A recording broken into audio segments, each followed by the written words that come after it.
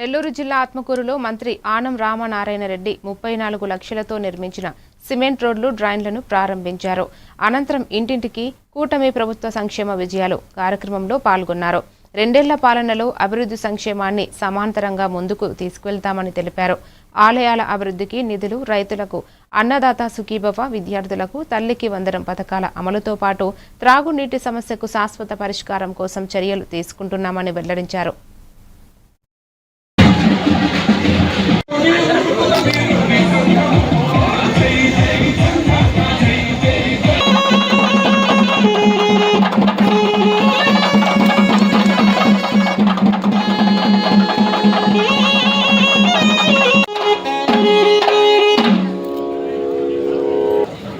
మీ నమ్మకాన్ని మేము ఎక్కడా కూడా తగ్గించుకుంటాం.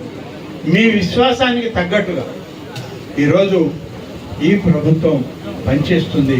కూటమి పార్టీల నాయకుడిగా, ముఖ్యమంత్రిగా చంద్రబాబు నాయుడు గారు ఈ ప్రభుత్వంలో అనేక సంక్షేమ కార్యక్రమాల్ని అందిస్తూ, అభివృద్ధిని కూడా అందిస్తూ ఇవాళ తొలి రోజు ఈ కార్యక్రమాన్ని ఇక్కడ మొదలుపెట్టాం. ఇది యూనిట్ కన్వీనర్లు, కో కన్వీనర్లు ప్రతి ఇంటికి వెళ్తారు. ప్రభుత్వం ఇచ్చినటువంటి హామీలు నెరవేర్చిందన్న నమ్మకం, విశ్వాసాన్ని కలిగించే పాంప్లెట్ని వాళ్ళకి ఇవ్వడం జరుగుతుంది.